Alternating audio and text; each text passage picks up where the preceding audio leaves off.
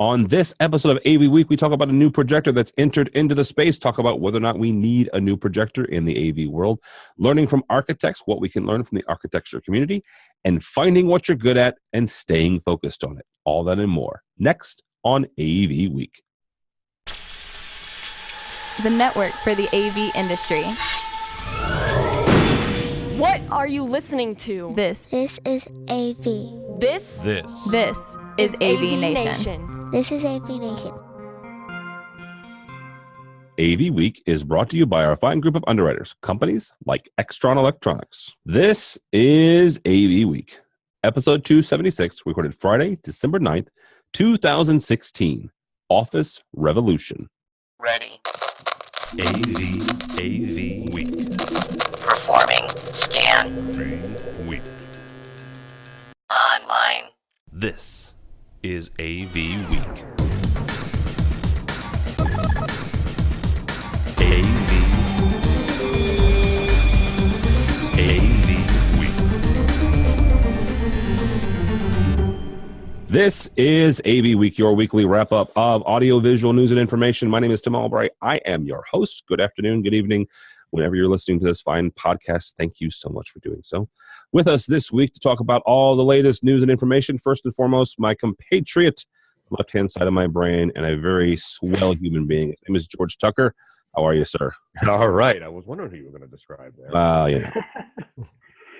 You doing well? Yeah, I've got a cold. Still fighting it off.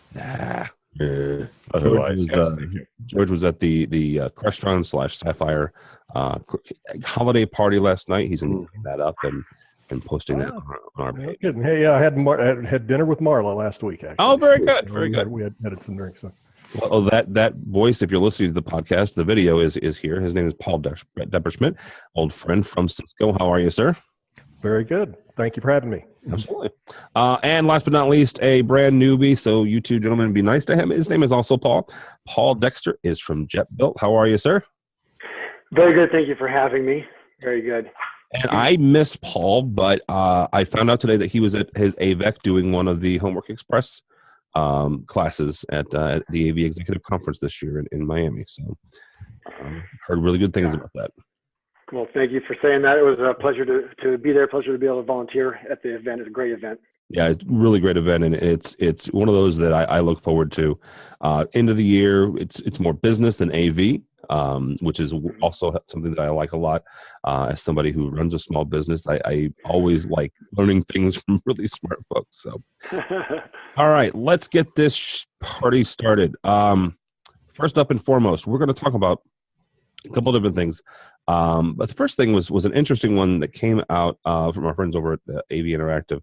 A new projector company is on the map, and it's a company called Norse. It's spelled Norxe, but you pronounce it Norse. It's from Norway, and it's a group of individuals who are former executives of the company Projection Design. Projection Design was purchased from Barco or by Barco a couple of years ago.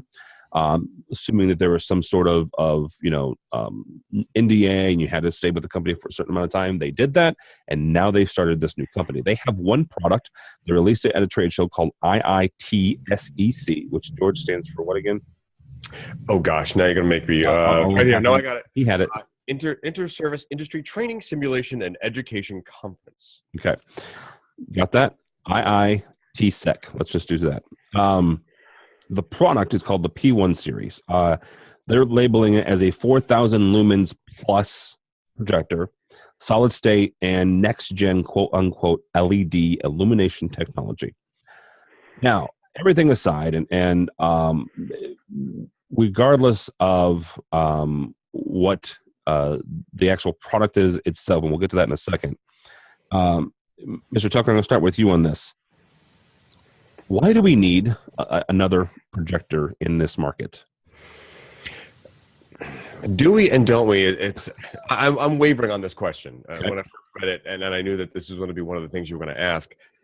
If it's for a highly specialized market and or use, a new projector could be a good thing. And I think that goes along with what they were showing the projector at, this conference for modeling VR, medical, very high resolution, very rugged environment needs, because the medical operating room or medical operating theater is not a very gentle atmosphere for a lot of these things.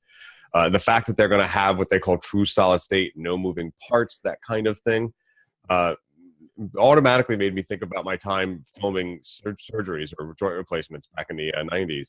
You need, biomass impervious, can't say that, biomass impervious systems, something that doesn't have a lot of moving parts that'll collect dust or other things. So yes, when you're dealing with a very specialized market, I guess a specific product would work really well, not going with anyone else. Will it work? That'd have to really be dramatic, I guess, for me to see any kind of movement. But they seem to have a lot of press on it, although there's nothing on the site. It's a picture, some lovely artsy pictures of the projector standing in hangars. And George mentioned the site. There's also nothing about when it ships or how much it is. Those are other two. Not even a spec sheet. Yeah, not even a spec sheet. Mr. Depperschmidt, from your standpoint and just looking at the industry in general, because you've been around a while, how do you bust into this market? And understand what I say when I say this market. This is a market, projectors, that people have written about for years about being commoditized, right? Where margins are going down, prices are going down. How do you get into that market? It's already. I think you just heard it. And it's a specialized thing. If it were me doing it, I'd sure look for a niche that I could fill and that really found a home. I was just looking for it just a minute ago. I was part of a survey or some kind of study that was about projectors from a projector company, and just had the results. I just read it like 2 weeks ago, and I can't find it. I don't know where I put it. But it wasn't a pretty picture for projectors. It was clearly the percentages were way off on the projectors, and displays coming way up. So to get into that business takes some guts. I mean, to start from nothing right now, I'd say you're really taking the risk. Better find a really good spot. Well, I think that's part of it too. Is that they must think that they have something great, right, and unique and special. One of the guys that helps me with our business is constantly drilling in my head. What is your unique selling proposition, right? What is your unique position in the marketplace? And according to their press release and according to the press they got at the trade show, they're kind of specializing, like Mr. Tucker said, on both simulation as well as medical theater.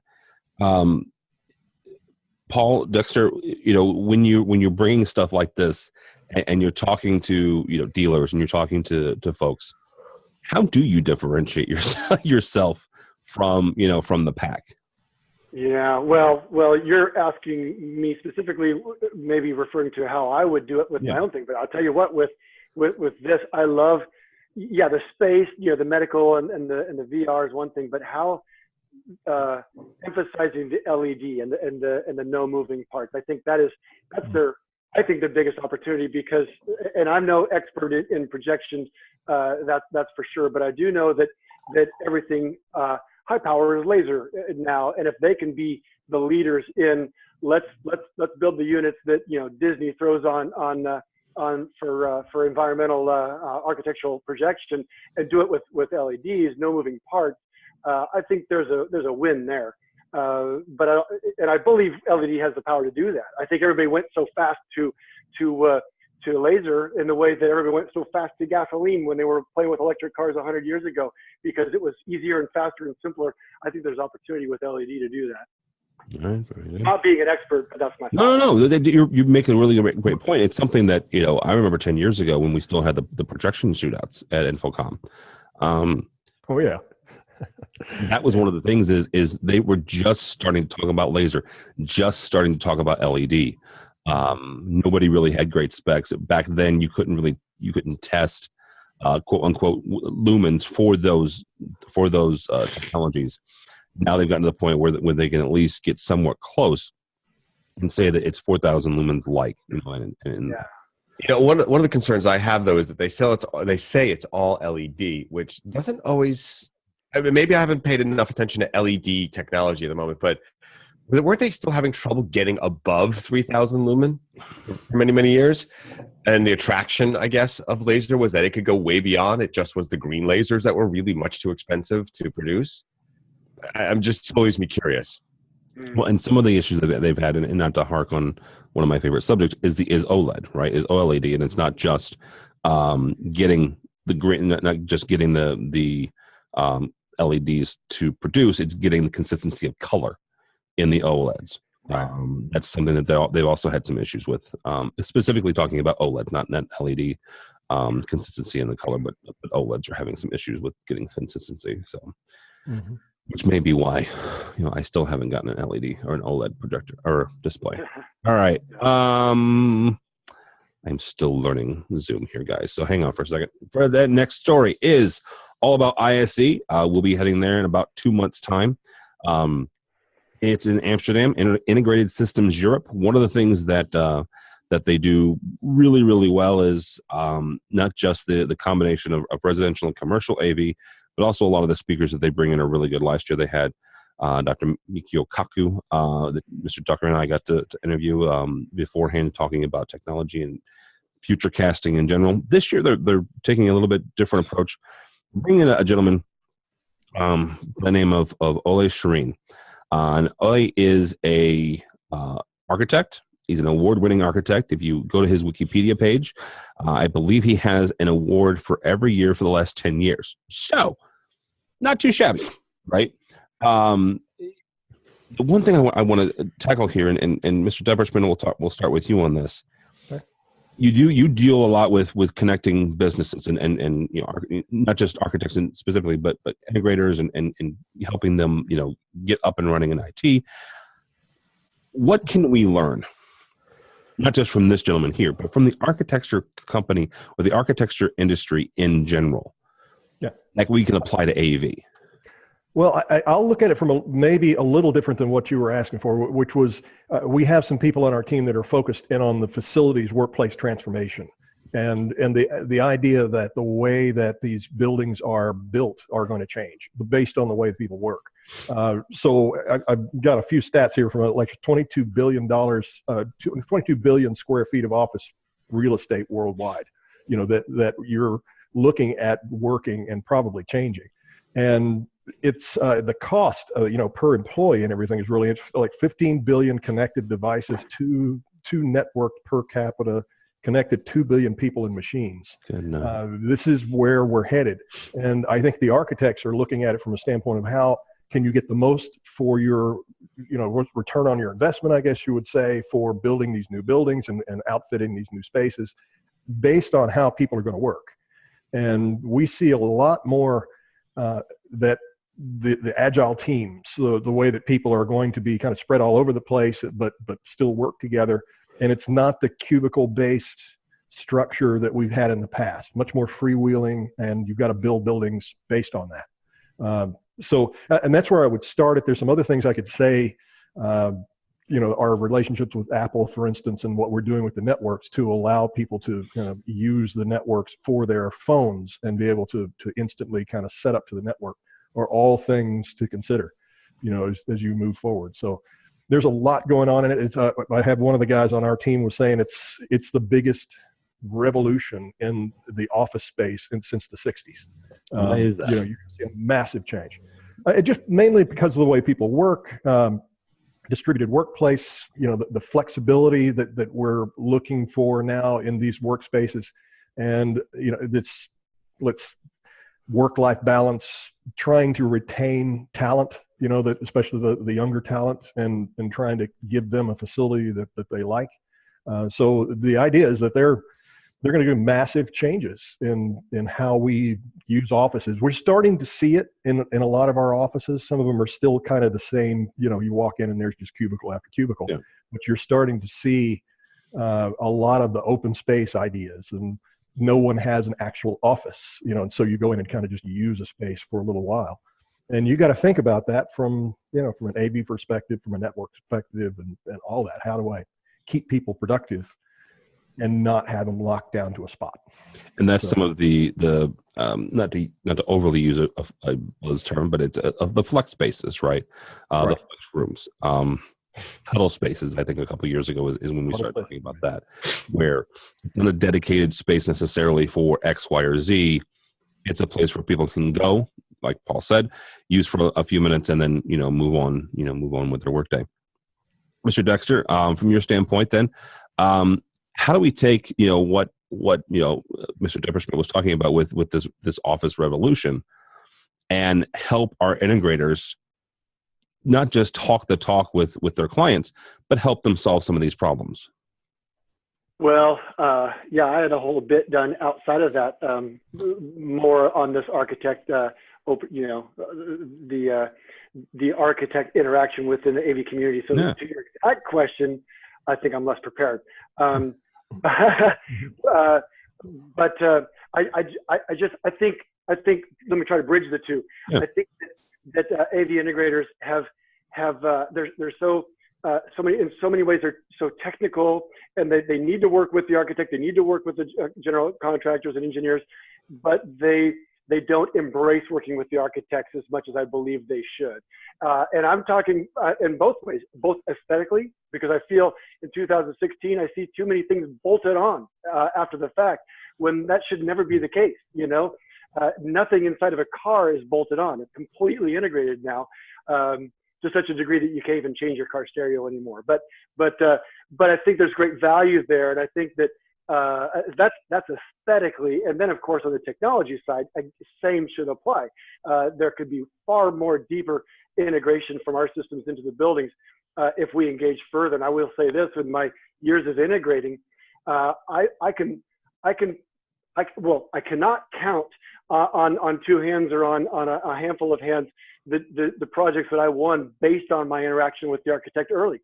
Because, and again, part of it is because my love for architecture, and I aspired to be an architect, during my high school years, architect or rock star, and I couldn't decide which, so I jumped into rock star, which blew a lot of years of my life. But I loved it so much that that's how I got, a lot of my early AV gigs were like for Hillstone Group, Houston's restaurant. They're so architecturally designed that I won those systems because of the integration. Highlighting our systems where they should be highlighted, hiding them when they should be hidden. And I just think there's great value there. I love this. Well, and just to take off on what you said, because that's a huge point. When I was an integrator, when I was working with I ran a programming house for a few years. One of the things that we tried to do was we tried to get in, like you said, with the architect early on. We did AIA classes. It's one thing that the AIA, that's the institute, that's the Infocom version of architects. They have where they have to renew their version of their CTS every year, right? Yeah. They have to get so many points every year, and so we would provide education. It was education selling, basically, where you would go in, you would say, here's renewal credits for your AIA, and then you start a conversation that way. Paul Dexter, from your standpoint, how do you do that? How did you specifically get involved with architects early on?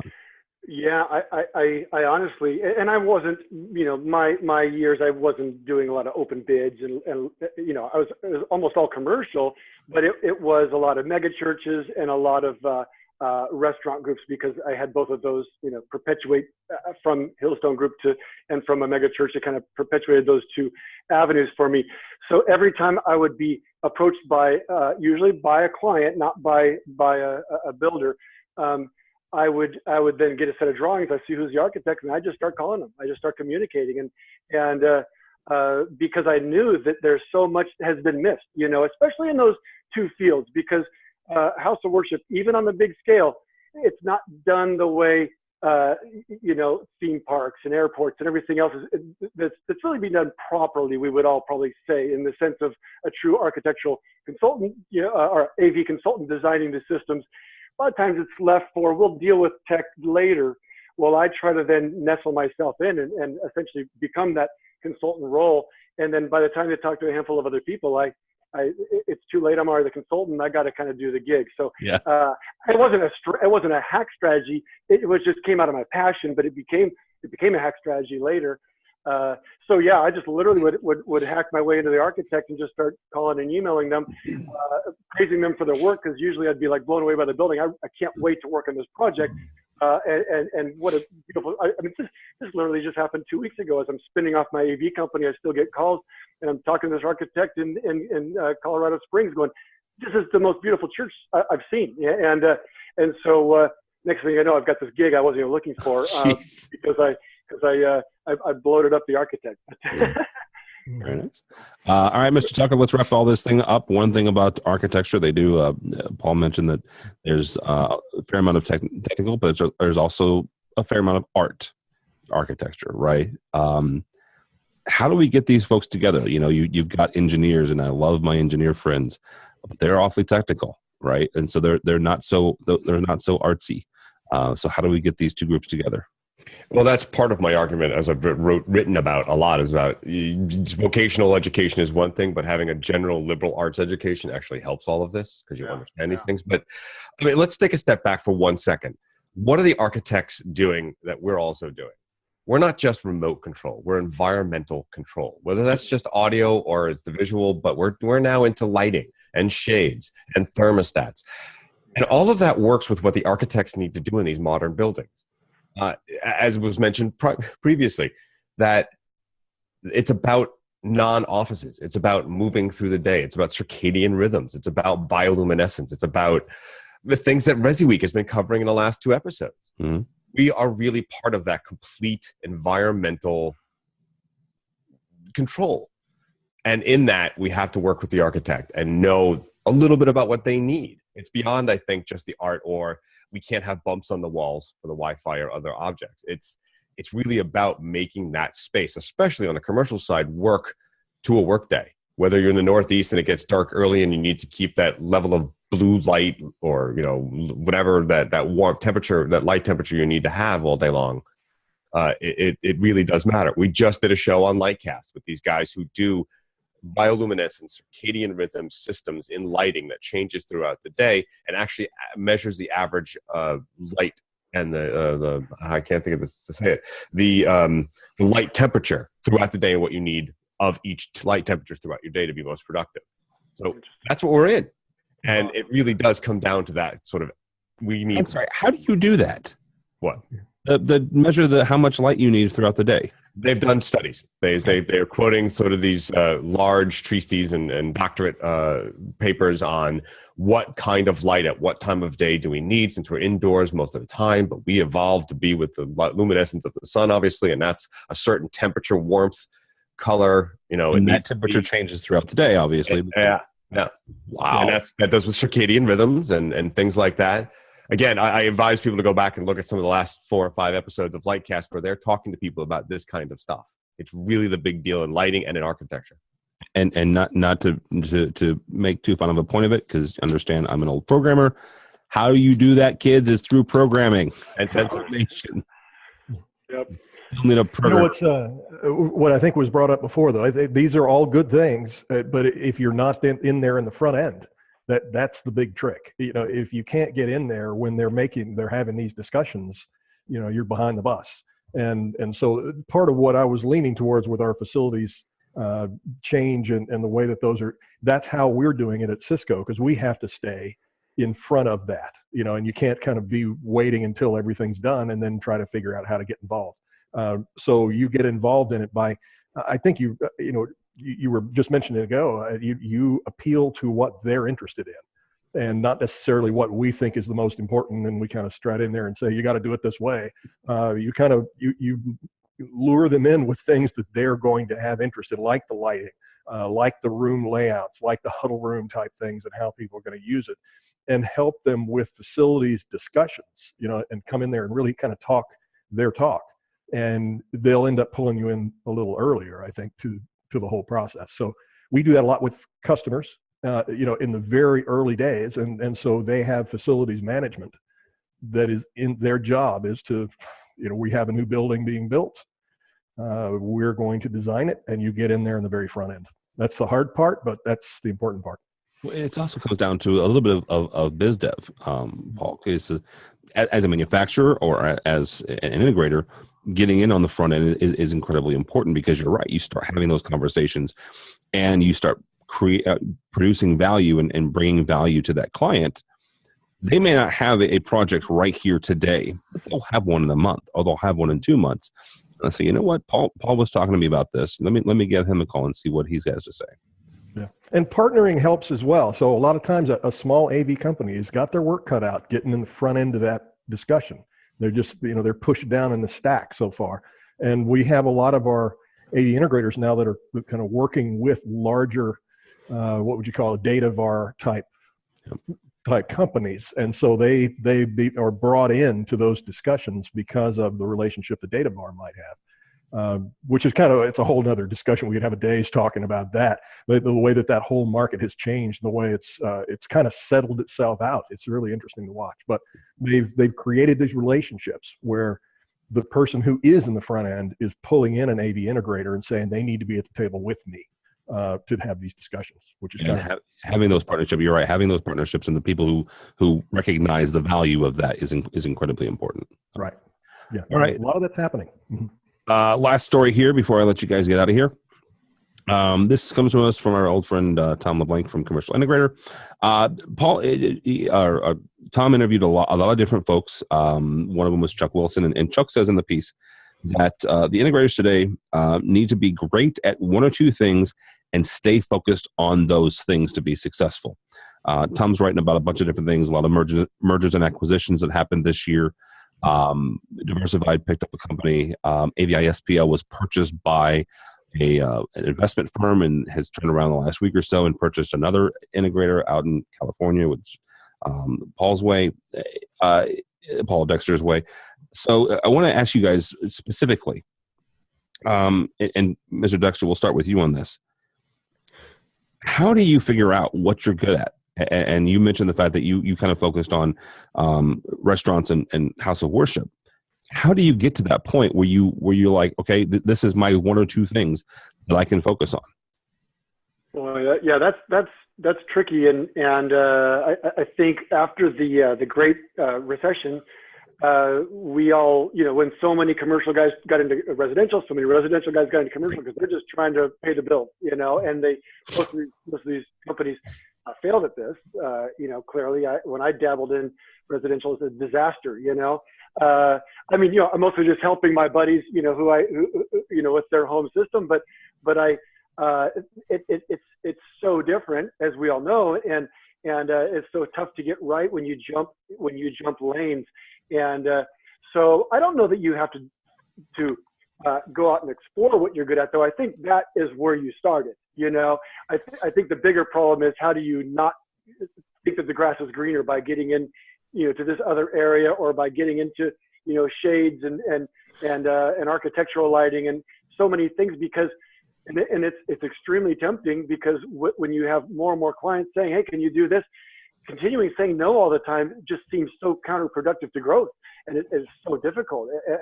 But yet, those of us, especially, in the startup world, you need to immerse yourself in stories of things that win and lose. Well, in all of business you do, but as I'm starting JetBuilt these last couple of years, I've had to really go to the woodshed for this area, in software versus in AV integrating for so many years, and learning that it's just one of the biggest disciplines on earth, is to stay focused. And I think it's not that it's any harder in our area than it is for AV integrators, but I think it's where you started, unless you're so bad at it you started, but you just kept accidentally getting it barely right, that maybe you should jump into something you're stronger in. But I don't think that's going to be the case. So that's answering your question. I think overall, though, the concept of growing just to grow, it's always frustrated me. Especially with integrators. It's one thing when you've got these corporations pushed by stakeholders, shareholders, that just simply require it. At all costs, go buy someone, go do something. You got to grow. I get that. It's a problem of the beast. But when you're an integrator, whether you're a small shop or you've got 20, 30 people on your team and you're doing great, I feel it's sad that not enough pride is left in staying great at that, and making good money, serving your clients well, and being great at that without needing to get another 30% the next year. Okay. Mr. Tucker, we'll leave the buy people up from Mr. Depperschmidt. Cisco's done that once or twice. George, can somebody be great at several things? And the reason I ask is because there's an old adage, jack of all trades, master of none. Can somebody be a master of all different aspects of AV? Well, yes and no, and it's going to be that kind of tempered question answer, I suppose. I'll differ from Paul in a little bit because, yes, you should stick to something that you know well and be able to be focused on that as a main sales item. But as we just discussed before about the architects and about that whole new world, if you don't know how to do it and you can't take the time to learn it, then you need to bring in partners who do. And that's how you can grow in that side of it. But then again comes that competition of, am I bringing in my competitor who knows a little bit more about two things I need to know, and where does that lead? For a small company, yes. I mean, I work for a small company, and we do lighting, and we do the HVAC, and we do the data, and we do the audio and the video portions of it. We do it fairly well, I would say.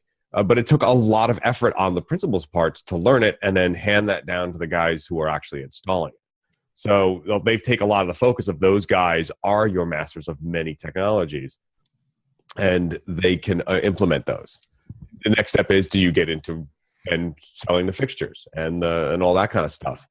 There is that need to grow your company in those directions because that's what your clients want. And if you're not going to provide it, someone else will. So it's a tight balance of being able to say, yes, I will do this, but I really do have to commit a serious amount of time to becoming a master of it. All right, Mr. Depperschmidt. I'm not going to ask any difficult questions about acquiring people. Cisco is a publicly held company, and I have no desire to have a call from the SEC. But they just haven't acquired who you want them to acquire. Well, yeah, I think I can actually bring something to this. Actually, you bring up the example of the guys at Technical Innovations, which was Technical Industries way back when. I was actually VP of Sales at Technical Industries. Okay, wow, many years ago. And one of the things that we had to do during my time was we kind of had to fire customers because we had gotten to the point where we had all these salespeople out that were bringing in deals, and it was overstripping our ability for the integration part of the business to get the job done right. And we finally realized that we can do all of these poorly, or we can do these really well. And so we ended up having to say, we just can't take these jobs like this. We just don't have the capacity to do it. And so we actually consciously went through that process. And the growth is not just for growth's sake. You have to grow where you can manage it. And it was really difficult. And it was really hard to tell salespeople. We had to let some salespeople go. I was going to say, how difficult is that conversation with the client to say, it's tough. Help you. Yeah, and it was the kind of things that that they were just constantly beating on you for whatever reason, and it was just you could never keep them happy, and it was just you need to find somebody that kind of works more the way you want to work, and we had people that were willing to pay the money for what we did well, and focus in on them. So the real thing that we were starting to see was those companies that were willing to work with us really the way. We're starting to get mad because we were getting pulled off and doing all these other little jobs. Yeah. So, which ones do you give up? It was a pretty easy call for us, to say we're going to stick with the people over here that are really sticking with us. So, but it's a tough thing. The other thing I would mention is I think I've seen that AV is the niche. So I wouldn't go as much as to say, that you have to find one part of AV. I mean, in the world that I'm in, you start to see a lot more to it. And what's happened, and we alluded to it just a little while ago, was that the AV integrators have become subs to these larger data VARs who are doing phones and doing networks and doing, all these other massive things inside of an enterprise or an organization. And they're bringing in these AV integrators to do what they do best. And what I'm finding is, in the years past, we expected these data VARs to build their own AV practice internally, and that has not happened. I mean, what we're starting to see is those who did backed off. They realized it's like, that's not really our world. And so I've got this great relationship with some of a lot of these AV players out there that I can bring them in. And I think it was something about competitive came up just a minute ago. It's like everybody got to play nice here. The first time that I bring you into a deal and then you jump around me, that'll be the last time. Yeah. And so, that all of those roads are very clear before you start. But it's been working out really well for the last few years. I'm seeing some really, really strong relationships with the AV integrators, and they love it. I mean, they're brought into the deals much earlier. They're brought into the table to talk to these architects and designers way earlier than they ever would have been in the AV space. So it developed on its own. It's not like somebody went out and, I wish I could take credit for organizing all of that, but it was almost symbiotic. It almost just kind of worked. Because the data bars had a need, they had expertise that could fill it. Yeah, and what was weird was you could see, I think I can tell this. Effectively, all of our sales that used to go to the AV integrators for the video conferencing codecs and things started to go through these big data bars. And the data bar, and it was kind of a simple thing when you think about it. The customer would just say, I buy all of my Cisco stuff from X. Yeah. And they don't even care what it is. I mean, they wouldn't know a box if it fell and hit them on the head. But they would say, we buy all of our Cisco things from these guys. And so the integrators were starting to lose that sale. But then the data VARs who were getting the sale said, I don't know how to do this. And so can you essentially hook me up with some of these guys who can do this work? So years ago, I actually helped create some of the relationships that are still going now. That's awesome. And it's, again, everybody's happy. Yeah. It seems like everybody's okay with that. But the AV is the niche in that case. Mm-hmm. And they don't look at it from a standpoint of what part of AV, to the rest of the data VAR world, it's AV. Right, AV is AV. Well, yeah. Anyway, all right, guys. That's going to do us. Mr. Tucker, thank you, sir. Thank you. Always good to be on. Absolutely. You can find me on Twitter at Tucker2s. I write for several technical trade journals, say that properly, and here at AVNation. All right, very good. Mr. Depperschmidt, always good to see you, sir. Thank you. Thanks for having me on. If anybody wants to send me something, I'm at pdeppers@cisco.com. All right. Reach me there. All right, and you'll see Mr. Depperschmidt's bright and shining face at ISE. Amsterdam, gotta love it. Absolutely. All right, Mr. Dexter, thank you so much, sir. Yes, thanks for having me. It's been a pleasure, and I hope I was of some value to you guys, and it was a great conversation. If anybody wants to reach out to me, of course, it's paul@jetbuilt.com, and I will also see you guys at ISE. All right, very good, very good. Are you guys exhibiting, or are you just going over to hang out? Yeah, we're both exhibiting, and then we do a little happy hour event, which is kind of fun, and second annual this time, and a lot of other things, a lot of meetings, of course, but yeah, we're showing. All right, very good. All right, my name is Tim Albright. Don't follow me. Go by the website if you would, please, avnation.tv, avnation.tv. You'll find this program and a host of others. Mr. Tucker was nice enough to mention a couple of those. AVWeek, which is our residential AV show. Basically, it's this show only covering the residential news and information. We've got Lightcast. We've got a new social media episode of our AV Social that came out, EdTech, State of Control. Also have our first annual AVNation Awards. The voting process is up and running, so take a look at that. It's on the front page, upper right-hand corner. Click on it. Let us know what you think. There's things like the most innovative product of the year, the best educator of the year. This all came from our listeners and our viewers. They gave us the people to put up there. We tabulated it and said who was the most nominated, and that's the result right there. So avnation.tv, avnation.tv. Thanks so much for listening. Thanks so much for watching. This has been AV Week.